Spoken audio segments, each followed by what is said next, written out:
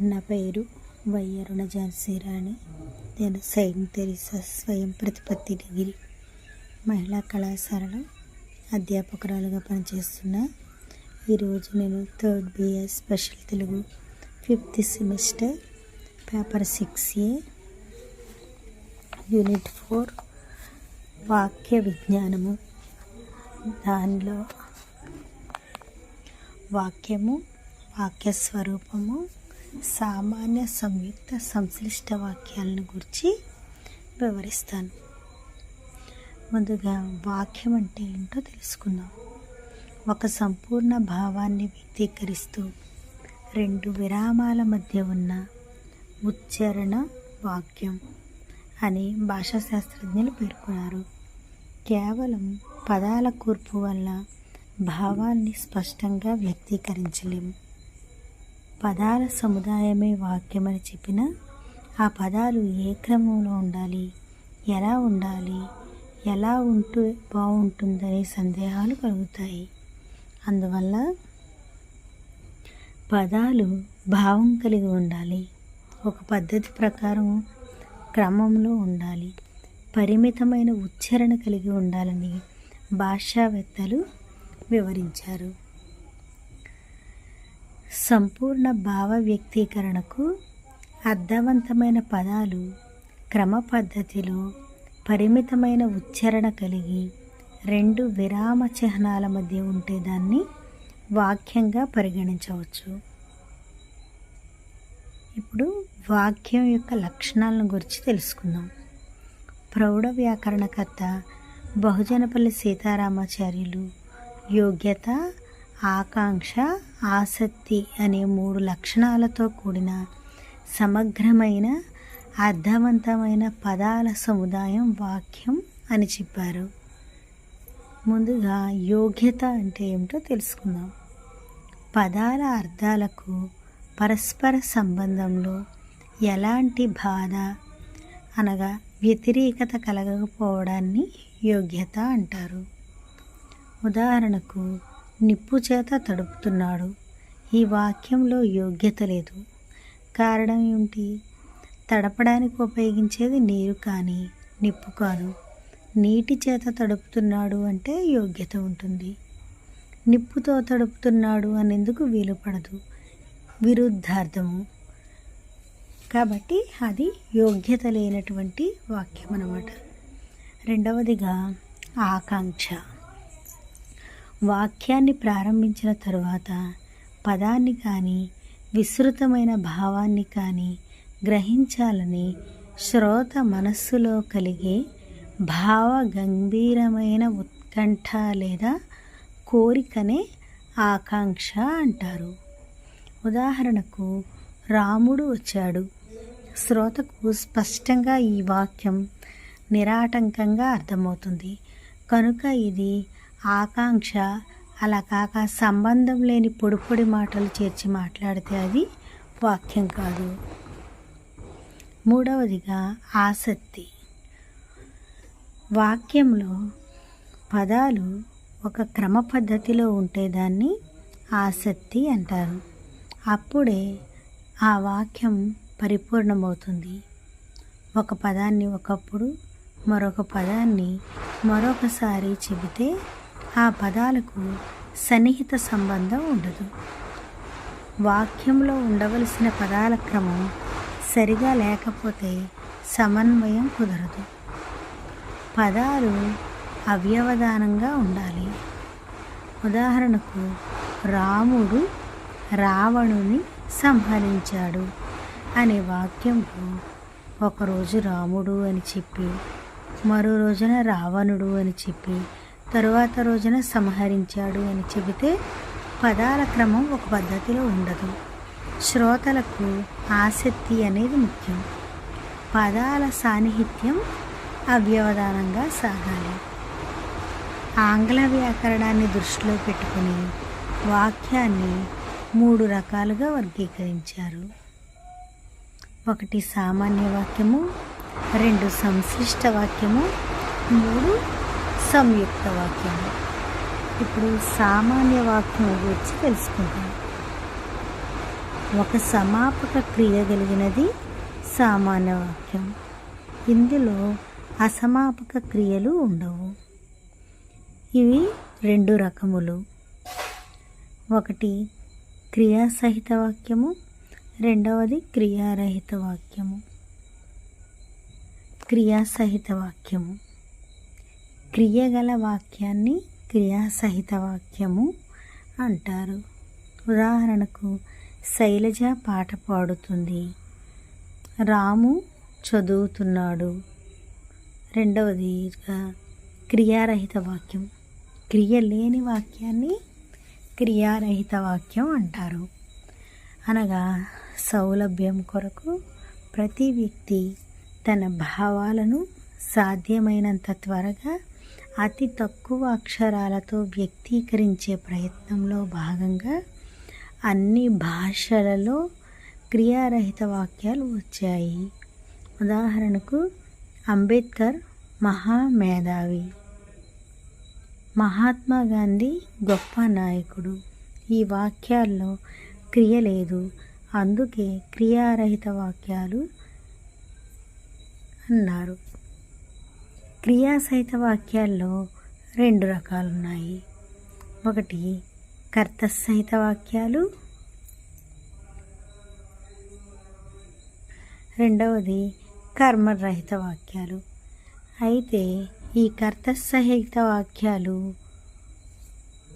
క్రియలను అనుసరించి 3 విధములు: అకర్మక వాక్యము, సకర్మక వాక్యము, ప్రేరణార్థక వాక్యము. ముందుగా అకర్మక వాక్యము. అకర్మక వాక్యాల్లో కర్మ ఉండదు. వాక్యం, ప్రశ్నలు, క్రియలు, అకర్మకాలు వీలుపడనివి. ఉదాహరణకు చైతన్య వచ్చాడు, రమ కాలు జారిపడింది, ఇలాంటివి. సకర్మక వాక్యము. సకర్మక వాక్యాల్లో కర్మ ఉంటుంది. కర్మ ఉన్నవే సకర్మకాలు. ప్రశ్నలు వేయడానికి వీలున్న క్రియలు సకర్మకాలు. ఉదాహరణ, రామలక్ష్మి అన్నం వండింది, ఈ దృశ్యం చూడు. 3 ప్రేరణార్థక వాక్యము. ప్రేరణార్థక వాక్యాల్లో కర్త ప్రేరణ ఉంటుంది. ఒక పనిని మరొకరి చేత చేయించడం ప్రేరణం. ఉదాహరణకు నాయకుడు కార్యసాధనకు తన అనుచరులను ప్రేరేపించాడు. ఇంకో ఉదాహరణ, మాస్టారు విద్యార్థి చేత పరీక్ష రాయించాడు. ఇది ప్రేరణార్థక వాక్యం అన్నమాట. ఇప్పుడు కర్మరహిత వాక్యం గురించి తెలుసుకుందాం. కర్తరహిత వాక్యాల్లో ఉంది అనే క్రియారూపం ఉంటుంది. వీటిలో కర్త ఉండదు. నాకు సంతోషంగా ఉంది, వాడికి బాధగా ఉంది అని చెప్తారనమాట. తర్వాత సంక్లిష్ట వాక్యం.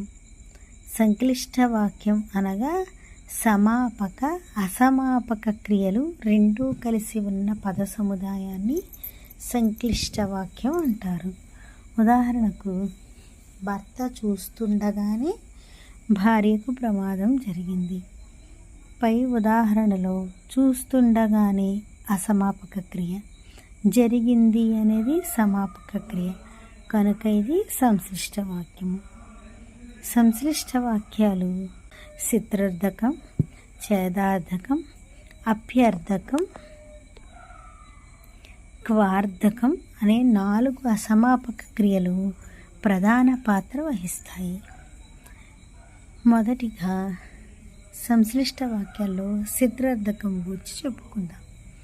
క్రియకు తూ ప్రత్యయం చేరడం వలన చిత్రార్థక రూపాలు ఏర్పడతాయి.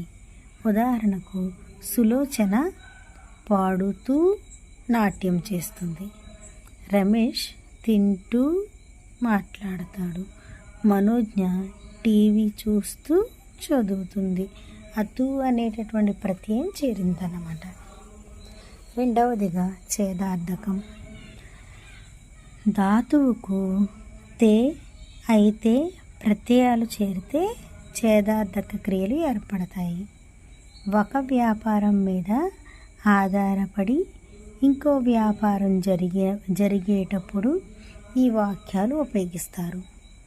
ఉదాహరణకు సంక్షేమ రాజ్యం వస్తే దేశం బాగుపడుతుంది, ఇలాంటివన్నమాట. తర్వాత అప్యార్థకం.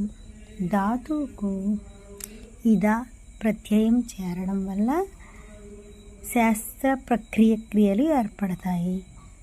2 వ్యాపారాల్లో వైరుధ్యాలు ఉన్నప్పుడు మాత్రమే ఈ వాక్యాలు ఉపయోగిస్తారు. మద్యపాన నిషేధం పెట్టినా ఫలితం లేదు. 1 పెట్టినా ఈనా ఆ మాస్టారు పాఠం చెప్పినా అర్థం కాదు.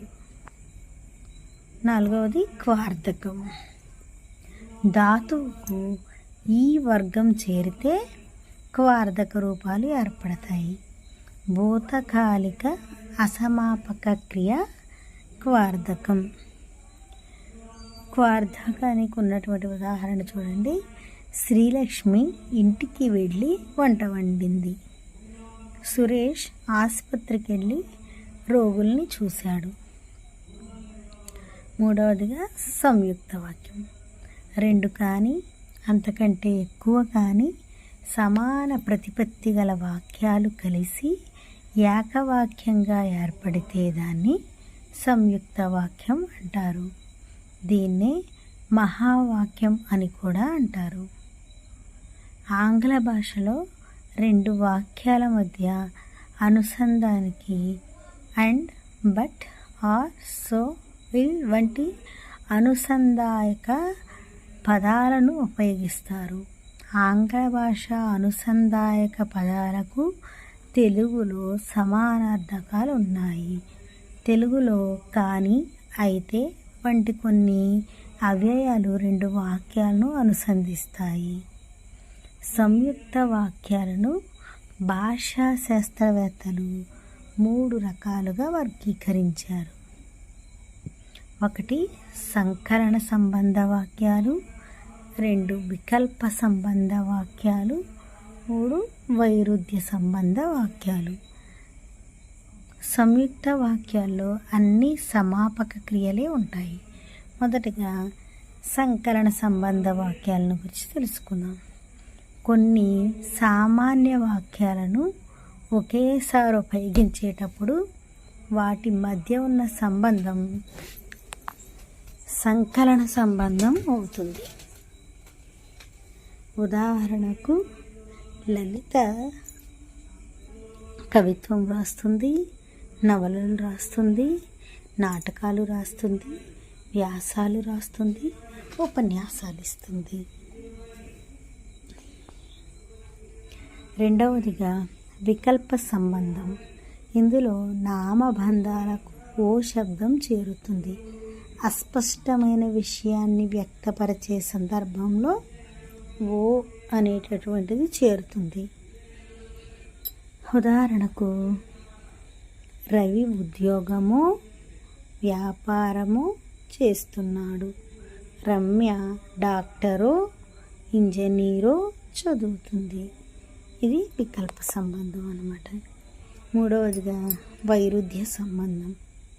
2 వాక్యాలు ప్రతిపాదించే విషయాల మధ్య వైరుధ్య సంబంధం ఉంటే కానీ అయితే వంటి అవ్యయాలు చేరతాయి. ఉదాహరణకు పాలకులు చట్టాలు చేస్తారు, అయితే అమలు కావు. ఇది వైరుధ్య సంబంధం అన్నమాట. ఇప్పుడు మనం వాక్యం అంటే ఏంటో తెలుసుకున్నాం. అలాగే సామాన్య సంయుక్త సంశ్లిష్ట వాక్యాల గురించి కూడా తెలుసుకున్నాం అన్నమాట. ధన్యవాదం.